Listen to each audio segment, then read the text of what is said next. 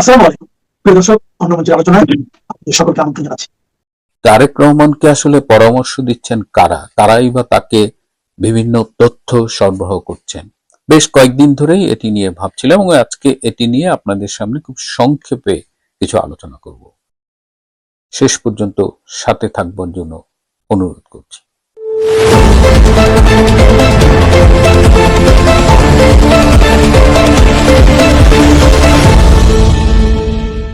আসসালামু আলাইকুম এবং আদাব। আজকে মোটামুটি সামাজিক যোগাযোগ মাধ্যমে একটাই আলোচনা। গতকাল প্রধানমন্ত্রী তারেক রহমান টাঙ্গাইল গিয়েছিলেন, তিনি কৃষি কার্ড বিতরণ করেছেন, ব্যাপক আয়োজন, এবং সেখানে আমরা দেখলাম যে একদম বড় করে কৃষি কার্ডের যে ছবিটা দেখলাম, সেখানে কবির হোসেন নামে একজনকে এই কৃষি কার্ডটি দেওয়া হয়েছেন। কিন্তু এখন তো অবাধ তথ্য প্রযুক্তির যুগ, এখন কোনো কিছুই আসলে লুকিয়ে রাখা যায় না। আমরা যেটা দেখলাম যে এই কবির হোসেন আসলে অরিজিনাল কৃষক না, বুয়া। তিনি আইফোন ব্যবহার করেন, গাড়িতে চলেন, বিদেশ ভ্রমণ করেন। এই সব ছবি সামাজিক যোগাযোগ মাধ্যমে চলে এসেছে, আপনারা স্ক্রিনে দেখতে পাচ্ছেন। তো কেন বাংলাদেশে কি কৃষকের অভাব পড়েছে? এত এত কৃষক থাকতে কেন একটা স্বচ্ছ লোক যে কৃষক নয় তাকে সাজিয়ে তারেক রহমানের সামনে এই কৃষক হিসেবে এই কার্ডটি উদ্বোধন করা হলো তাকে দিয়ে? এই যে লোকটি বা যারা এই প্ল্যানটি করেছিল তাদের কি ধারণা ছিল যে এটা গোপন রাখা যাবে এবং এই কবির হোসেন কৃষক হিসেবে এস্টাবলিশড হবে? এখন এটা নিয়ে কি ভাবছেন তারেক রহমান? এই যে গতকাল আমি এমনি একটু বলেছিলাম, এই কৃষি কার্ড আসলে কৃষকদের স্মার্ট কার্ড দেওয়ার বা কৃষকদের ভাগ্য উন্নয়নে এই গত 15 বছর ধরে যে বৈপ্লবিক কাজগুলো, এই কাজগুলো তো মূলত প্রধানমন্ত্রী শেখ হাসিনার সরকারের। তো আমরা তারেক রহমানের কাছে কিন্তু ইনোভেটিভ নতুন কিছু দেখতে পাচ্ছি না। তিনি শেখ হাসিনারই বিভিন্ন আইডিয়া, বলা যায় যে চুরি করে, নাম বদলে, যেমন কৃষককে স্মার্ট কার্ড দিয়েছেন শেখ হাসিনা এবং সেই স্মার্ট কার্ডে অনেক ইনফরমেশন থাকতো। আমি আপনাদের একটা ছোট্ট ভিডিও ক্লিপ দেখাই, একটু কাইন্ডলি শোনেন। ইতিহাসের সাথে এটা আমাদের একটু শোনা দরকার। দেখেছেন ভাই বোনেরা, এটা কি বলেন তো? এটা কি? এটার নাম হচ্ছে কৃষক কার্ড। এই কৃষক কার্ডটা হবে ব্যাংক কার্ডের মতনই সিস্টেম, আমরা অ্যাপ দিয়ে দিব আস্তে আস্তে। এই কৃষি কার্ডের মূল চিন্তা করেছিল আজকের প্রধানমন্ত্রী জনাব তারেক রহমান। ভর্তুকি বিতরণ সহজীকরণে 1,62,00,000 কৃষককে স্মার্ট কার্ড দেওয়ার উদ্যোগ নিয়েছে সরকার। কৃষি উপকরণ, বীজ সরবরাহ, ব্যাংক অ্যাকাউন্ট সহ 71টি তথ্য থাকবে কৃষকের স্মার্ট কার্ডে। প্রকল্পের আওতায় 1,80,00,000 কৃষককে ডেটাবেস তৈরি করা হবে। দেয়া হবে স্মার্ট কার্ড। এর মাধ্যমে প্রণোদনা, কৃষি উপকরণের ভর্তুকি ও ঋণ সহায়তার মতো বিভিন্ন সেবা পাবে কৃষকরা। আমরা কৃষি উপকরণ প্রয়োগ হয়েছে এবং সরাসরি কৃষকদের হাতে সারা দেশে 1,62,00,000 কৃষকের ডিজিটাল প্রোফাইল তৈরি করতে যাচ্ছে সরকার। এর মধ্যে 1 কোটি কৃষককে দেওয়া হবে স্মার্ট কার্ড। ডিজিটাল পদ্ধতি দিয়ে আমাদের কৃষকরা যাতে উপকারভোগী হতে পারে, তারা যেন সুযোগ সুবিধা পায় এবং উৎপাদন বৃদ্ধির জন্য কোনো সমস্যা যদি দেখা দেয় তার সমাধানের উপায় কি সেটাও যদি জানতে পারে, সেই জন্যই কিন্তু এই ব্যবস্থাটা নেওয়া হয়েছে। কৃষি বিষয়ে সকল ধরনের তথ্য দেশের মানুষ পেতে পারবে। মাত্র 5% সুদে আমরা কৃষকদের জন্য টাকা বরাদ্দ দেবো। 96 সাল থেকে আমরা কৃষি ব্যাংকের মাধ্যমে বড় চাষিদের কৃষি ঋণ দেওয়া শুরু করি। সো এই কৃষকদের জন্য স্মার্ট কার্ড, 10 টাকায় ব্যাংক অ্যাকাউন্ট খোলা, তো সেখান থেকে তো তারেক রহমান খুব বেশি কিছু ভালো কিছু করেননি, নতুন কিছু করেননি। বরং মাসে একটা কৃষক কত টাকা পাবে, তাও আবার সেই কার্ডটা প্রকৃত কৃষক কতজন পাবে, আদৌ পাবে কিনা সেই সন্দেহ এখন দেখা দিয়েছে এই কবির হোসেনের মতো ভুয়া কৃষকরা, যারা এখন উদ্বোধনে কৃষি কার্ড গ্রহণ করছেন প্রধানমন্ত্রীর হাত থেকে। কিন্তু এই টাঙ্গাইলে আরো একটা ব্লান্ডার করেছেন তারেক রহমান। তিনি বলেছেন 1979 সালে জিয়াউর রহমানের সময় যে জাতীয় সংসদ নির্বাচন হয়েছিল, যে নির্বাচনে বিএনপির প্রতীক ছিল ধানের শীষ, সেটা নাকি ভাসানী ন্যাপের প্রধান মাওলানা আব্দুল হামিদ খান ভাসানী জিয়াউর রহমানের হাতে তুলে দিয়েছিলেন। 1979 সালে ভাসানী সাহেব জিয়াউর রহমানের হাতে ধানের শীষ তুলে দিয়েছিলেন। কিন্তু এখানে একটু দেখেন, 79 সালে নির্বাচনের সময় আসলো, সেই সময় মাওলানা ভাসানী শহীদ রাষ্ট্রপতি জিয়াউর রহমানকে বললেন, তোমার হাতে আমি ধানের শীষ তুলে দিলাম, তোমার হাতে আমি ধানের শীষ তুলে দিলাম।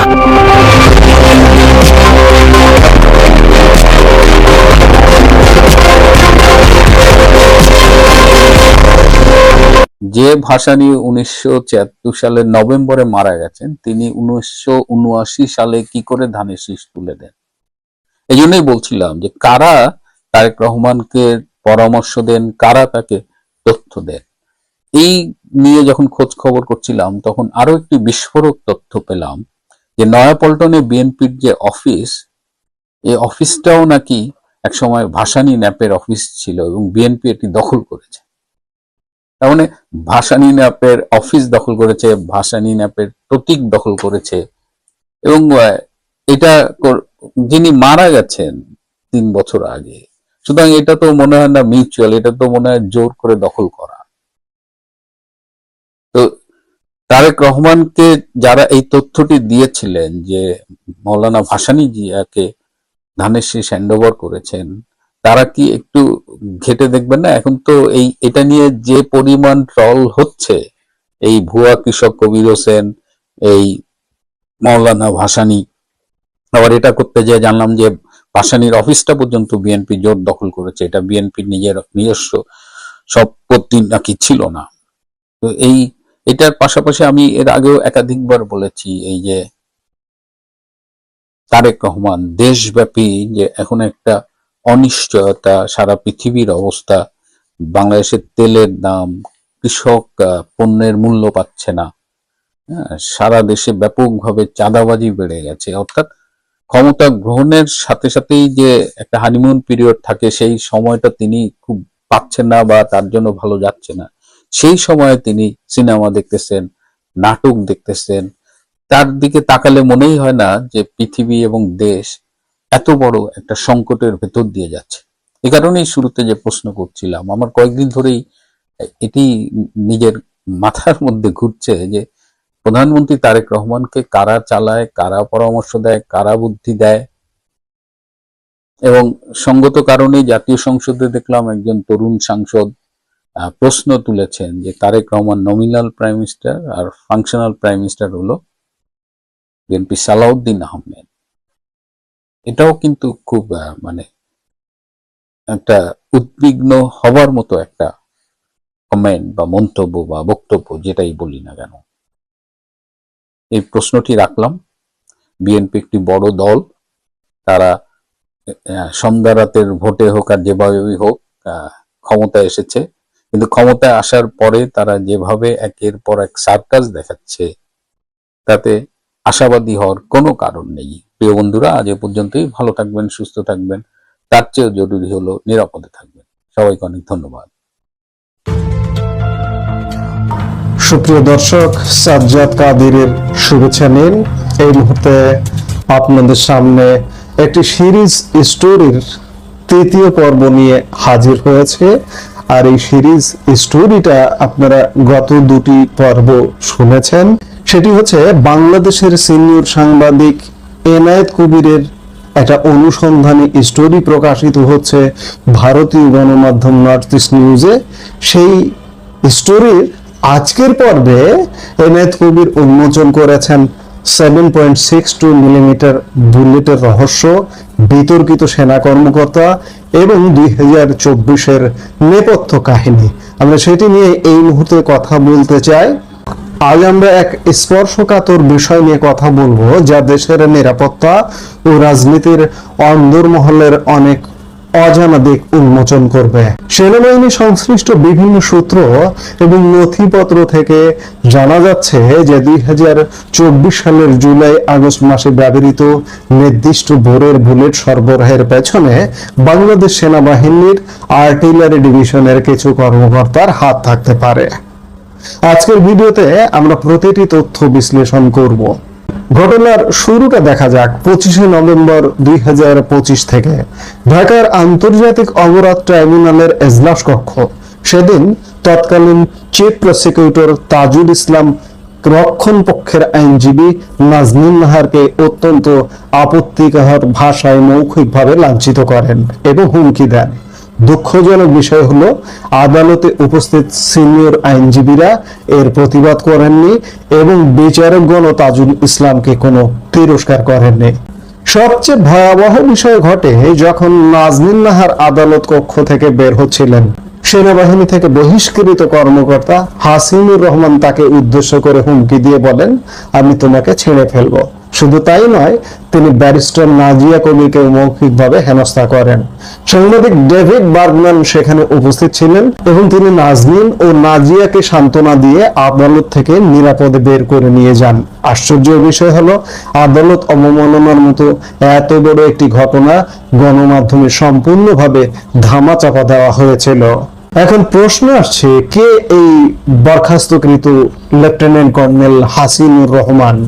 অভিযোগ রয়েছে তিনি ভারতের বিচ্ছিন্নতাবাদী গোষ্ঠী যেমন উলফা আসাম এবং NSCN IM এর পাশাপাশি বাংলাদেশে নিষিদ্ধ গঠিত হারকাতুল জিহাদ এবং হিজবুত তাহরিরের প্রশিক্ষক হিসেবে কাজ করেছেন। শ্রেণীবদ্ধ নথিপত্র থেকে জানা যায় বিদেশি বিচ্ছিন্নতাবাদী ও সন্ত্রাসী সংগঠনের সাথে ঘনিষ্ঠ যোগাযোগ রাখার দায়ে ব্রিগেডিয়ার কামরুল ইসলামের অধীনে পরিচালিত একটি সামরিক আদালতে তাকে কোর্ট মার্শাল করা হয় এবং সাজা প্রদান করা হয়। এখানে একটি গুরুত্বপূর্ণ টাইমলাইন লক্ষ্য করুন। 2009 থেকে 2011 সালের মধ্যে র্যাবের তৎকালীন অতিরিক্ত মহাপরিচালক লেফটেন্যান্ট কর্নেল জিয়াউল হাসান, যিনি বর্তমানে অবসরপ্রাপ্ত মেজর জেনারেল এবং বিচারক হেফাজতে রয়েছেন, তার নেতৃত্বে বাংলাদেশে উলফা এবং নাগা বিদ্রোহীদের কর্মকাণ্ড নির্মূল করা হয়েছিল। এমনকি মাওলানা ইয়াহিয়ার নেতৃত্বাধীন হরকাতুল জিহাদের সশস্ত্র গোষ্ঠীও তার অভিযানে ধ্বংস হয়। র্যাবের তদন্তে হাসিনুরের সাথে এসব উগ্রপন্থী ও বিচ্ছিন্নতাবাদী গোষ্ঠীর গভীর সম্পর্কের প্রমাণ পাওয়া গিয়েছিল। 15 মার্চ 2012 সালে কোর্ট মার্শালের রায়ে হাসিনুরকে বরখাস্ত করা হয় এবং 4 বছর 3 মাসের সশ্রম কারাদণ্ড দেওয়া হয়। তার সহযোগী লেফটেন্যান্ট কর্নেল আফজালুল হক এবং মেজর মহসিনুল করিমকেও পৃথক আদেশে বরখাস্ত করা হয়। তদন্তে হাসিনুরের সাথে ভারতীয় বিচ্ছিন্নতাবাদী নেতা জন এবং রাজেশের ঘনিষ্ঠ যোগাযোগের প্রমাণ মেলে। হাসিনুরের অনুরোধে আফজালুল হক সরাইল ও ব্রাহ্মণবাড়িয়ায় এই বিচ্ছিন্নতাবাদীদের আশ্রয় দিয়েছিলেন। অন্যদিকে মেজর মহসিনুল করিমের সাথে পাকিস্তানের গোয়েন্দা সংস্থা ISI এর ঘনিষ্ঠ সম্পর্কের তথ্য পাওয়া যায়। হাসিনুর, আফজাল এবং মহসিন মিলে ভারতীয় বিচ্ছিন্নতাবাদীদের সাথে পার্বত্য চট্টগ্রামের UPDF, JSS এর মতো স্থানীয় গোষ্ঠীগুলোর সংযোগ স্থাপনে সহায়তা করেন এবং ময়মনসিংহে একাধিক বৈঠক করেন। তবে নাটুকে মোড় আসে 21শে এপ্রিল 2014 সালে তৎকালীন সেনাপ্রধান জেনারেল অবসরপ্রাপ্ত ইকবাল করিম ভুঁইয়া হাসিনুরকে তার সাজা পূর্ণ হওয়ার আগেই মুক্তির ব্যবস্থা করে দেন। 20 আগস্ট 2018 সালের একটি গোপন নথিতে হাসিনুরের বিরুদ্ধে রাষ্ট্রবিরোধী ও সরকার বিরোধী কর্মকাণ্ডের নতুন অভিযোগ ওঠে। তিনি তৎকালীন সেনাপ্রধান জেনারেল অবসরপ্রাপ্ত আজিজ আহমেদ সহ ঊর্ধ্বতন সামরিক কর্মকর্তাদের বিরুদ্ধে পরিকল্পিত অপপ্রচারে লিপ্ত ছিলেন। অভিযোগ আছে লেফটেন্যান্ট জেনারেল অবসরপ্রাপ্ত হাসান সোহরাওয়ার্দী এবং জেনারেল অবসরপ্রাপ্ত ইকবাল করিম ভুঁইয়া তাকে সমর্থন দিচ্ছিলেন। তারা আল জাজিরার মতো আন্তর্জাতিক সংবাদ মাধ্যমের সাংবাদিকদের প্রভাবিত করে শেখ হাসিনা ও জেনারেল আজিজ আহমেদের বিরুদ্ধে রিপোর্ট তৈরি করান।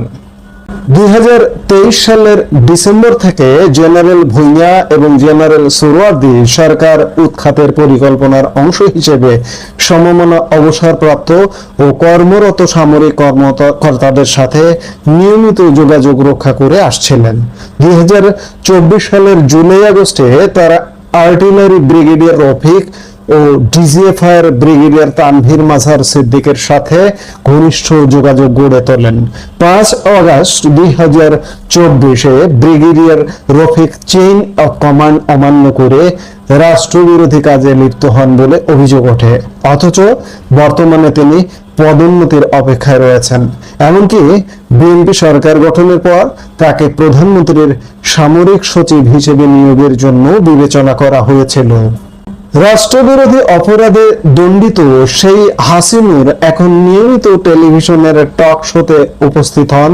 তিনি প্রকাশ্যে দাবি করেন যে 2024 সালের জুলাই আগস্টের অস্থিরতায় তিনি এবং তার সহযোগীরা সশস্ত্রভাবে জড়িত ছিলেন। গোয়েন্দা সংস্থাগুলো এখনো এই রহস্য উন্মোচন করেনি যে এই বরখাস্তকৃত কর্মকর্তারা কিভাবে মরণাস্ত্র সংগ্রহ করলেন। রিপোর্টে বলা হয়েছে উলফা, নাগা বিচ্ছিন্নতাবাদী এবং আরাকান রোহিঙ্গা গোষ্ঠীর সদস্যরাও সরকার পতনের এই আন্দোলনে অংশ নিয়েছিল, কিন্তু তাদের বিরুদ্ধে কোনো ব্যবস্থা নেওয়া হয়নি। হাসিনুর, আফজল এবং মহাসিন বর্তমানে বিদেশি বিচ্ছিন্নতাবাদী গোষ্ঠীর জন্য ভাড়াটে প্রশিক্ষক হিসেবে কাজ করছেন।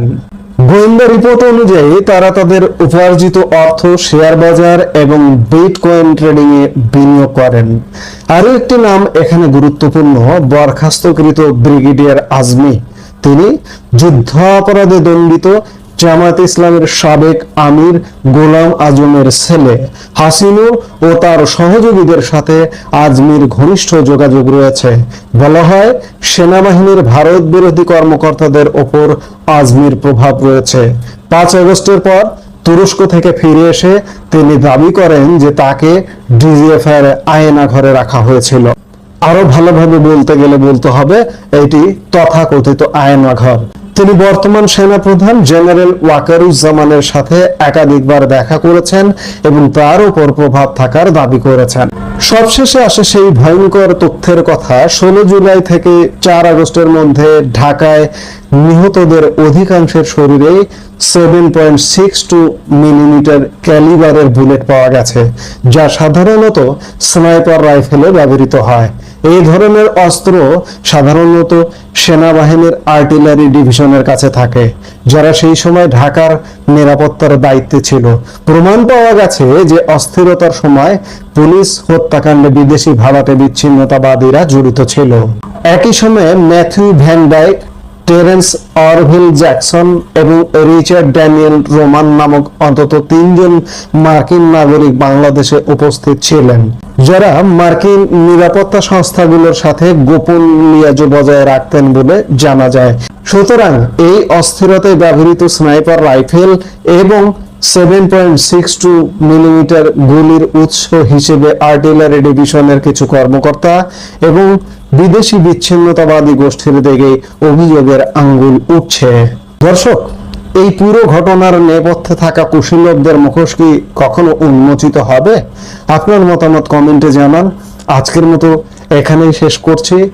আবারও আমরা পরবর্তী কিস্তি যে প্রকাশিত হবে নর্থ ইস্ট নিউজে আগামীকাল আবারও এই সিরিজের 4র্থ পর্ব নিয়ে আসবার আশা রেখে এই মুহূর্তে বিদায় নিচ্ছি। সবাই ভালো থাকুন, সুস্থ থাকুন। আমাদের ভিডিওগুলো নিয়মিত পেতে সাবস্ক্রাইব করুন Sajjad Kadir and the legends YouTube channel এবং লাইক, কমেন্ট, শেয়ার করে সাথে